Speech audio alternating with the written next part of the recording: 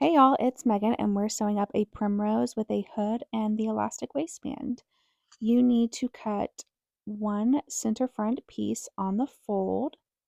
You need two side front pieces, mirror images, one back piece on the fold, and then again I'm doing the hood, so I have two hood pieces, cut mirror image. You can also cut two more pieces if you want to line your hood. I'm doing the elastic waistband option. So I have the elastic waistband and the elastic.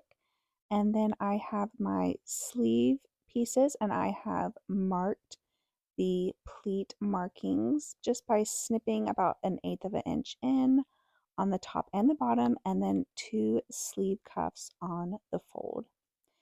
To get started, we're going to sew the side front piece to the front center piece by clipping them together and then stitching them from the top shoulder to the bottom hem with a 1/2 inch seam allowance.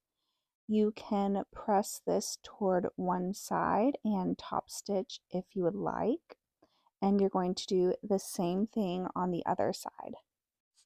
Then you're going to attach your back piece to the front. So I have my back piece right side together with the front piece, and I've aligned them at the top of the shoulders, and you're going to stitch them together along the top, creating the shoulder seams, and you're stitching with a 1/2 inch seam allowance. And then you can press this seam toward the back bodice. Then just set your bodice aside and we're going to work on our sleeves. So first we need to create the pleats. So they're created with your 3 markings. You're going to take the outside 2 markings and put them right sides together. And that third marking should be right on the center fold. And you are going to stitch from where your outside markings are together, just straight down about 2 inches. If you want to leave your pleats in, then use a longer straight stitch, or you can use a longer triple stitch for this step. I like to baste mine and then remove them. I just like the way that looks better, but you can leave them in if you would like. So I'm doing the same thing with the other pleat on top, putting them right side together with the center marking on the fold. And then you should have a pleat on the bottom as well that's a little larger, and you're going to do the same thing, fold it in half, putting those 2 outside markings together. The third marking is in the center, and then stitching down. Now, alternatively, if you don't want to pleat these, you can just gather on the top. You would gather between the outside 2 pleat markings, and on the bottom you can just gather the entire bottom hem. Now, once you have your pleat sewn, we are going to, you can either create a knife pleat by just pressing it toward one side like this, and that's what that would look like.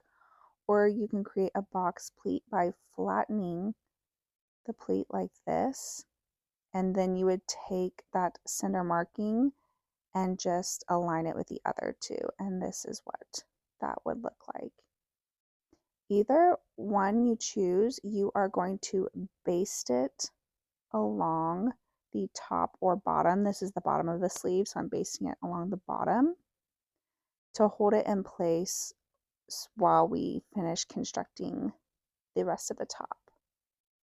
So you're going to do this on the bottom like I've done here, and then at the top the same thing, either pushing the pleat towards one side or flattening it out and basting it along the top. And you will repeat this process, creating the pleats and then flattening them and basting them with your other sleeve piece. And once your sleeves are done, then it's time to attach it to the bodice. So I have my bodice laying flat, and I'm going to put the sleeve right sides together with the bodice.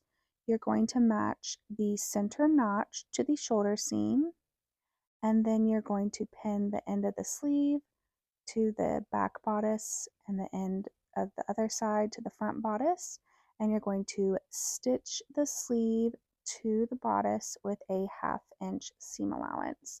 and you're going to do this on both sides, and then you can just press your seam toward one side. And if you basted your pleats like I did, then you can go ahead and remove that basting stitch now. Once both sleeves are sewn on, it is time to create the side seam.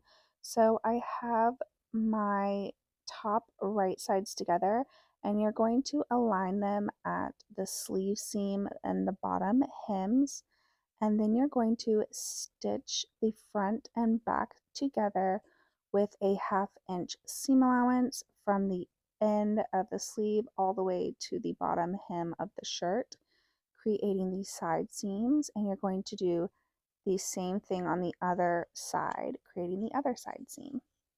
Once the side seams are sewn, it's time to attach the sleeve cuff. So you're going to fold your cuff in half and then fold it in half again and stitch it together with a 1/2 inch seam allowance, creating a loop. I'm so sorry, I don't have that step. And then you are going to quarter the sleeve cuff and the sleeve edge, and you're going to match the quarter points, and you're going to stretch the cuff to fit the sleeve. If you're having trouble stretching your cuff, you can gather the bottom of your sleeve to help ease it in, and you will stitch the cuff to the sleeve with a 1/2 inch seam allowance. Go ahead and set that aside while we work on our hood. So I have my 2 hood pieces right sides together, and I'm going to stitch them together along the back curve with a 1/2 inch seam allowance. If you're adding the lining, then you would do the same thing with your lining hood pieces. Now I'm hemming my hood, so I have pressed the front edge of the hood with a 1/2 inch seam allowance toward the wrong side, and then you will edge stitch it in place. If you're adding the lining, then you would put them right sides together and sew them together along the front with a 1/2 inch seam allowance. Then I have the bottom edge of the hood, and I just have the hemmed edges butted together, and I'm going to use a wide zigzag, and I'm going to stitch them together just so it holds in place while we're stitching the hood to the neckline. Then I'm going to quarter my hood piece, and I'm also going to quarter my neckline.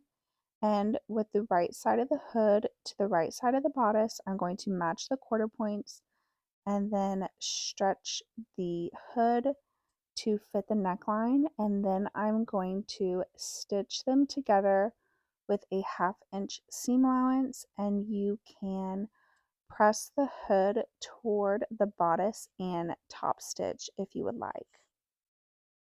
Once I have it all stitched together and sewn on, I'm going to go ahead and remove that long zigzag stitch that I had holding the hood together. Now here we go, your neckline's done, your sleeves are added, and it's time to add the waistband.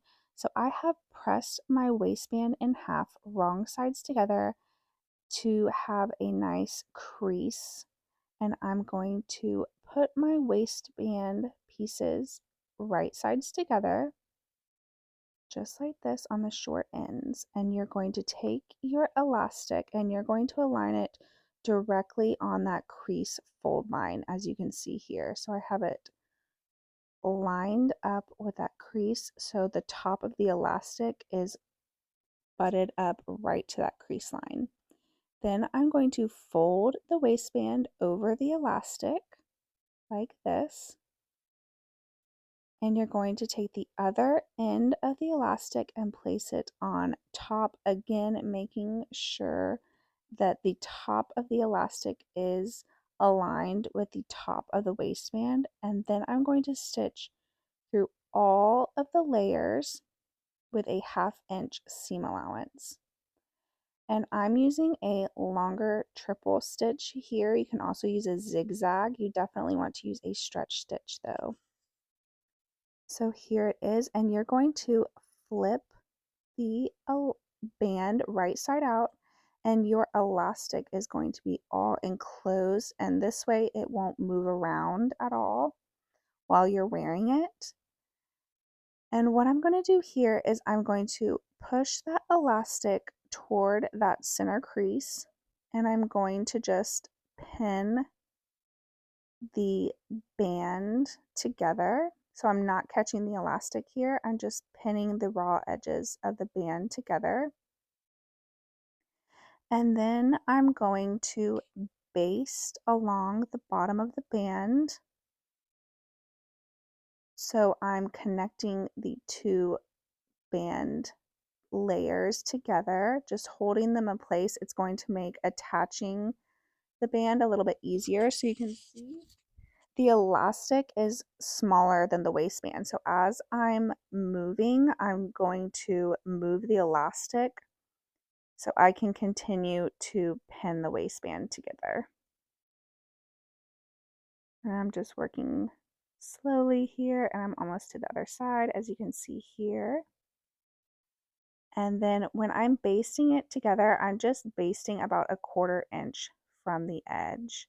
Again, I'm only basting it together to make the next part a little bit easier for myself. So the elastic should still move freely. You shouldn't have stitched it at all. Next, I'm going to 1/4 the waistband and 1/4 the bottom of my top, and I'm going to match the 1/4 points. And with the band right sides together to the top, I am going to stitch the waistband to the bodice, and you will need to stretch the waistband to fit, and that elastic is going to be stretching inside. Be careful not to catch the elastic as you're stitching, or else that portion of the waistband is not going to stretch and have the elastic gather. It'll look uneven. So you can, if you want, baste first the waistband to the top and then go back and stitch it with your serger or a stretch stitch if you are worried about catching that elastic.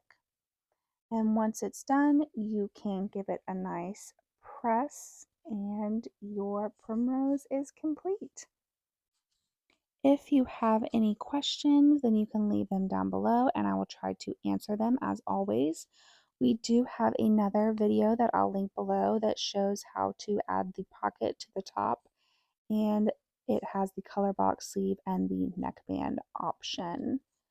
As always, if you make one, we would love to see it posted in our Facebook group or tag us on Instagram at Made for Mermaids, hashtag Made for Mermaids pattern, hashtag Primrose pattern.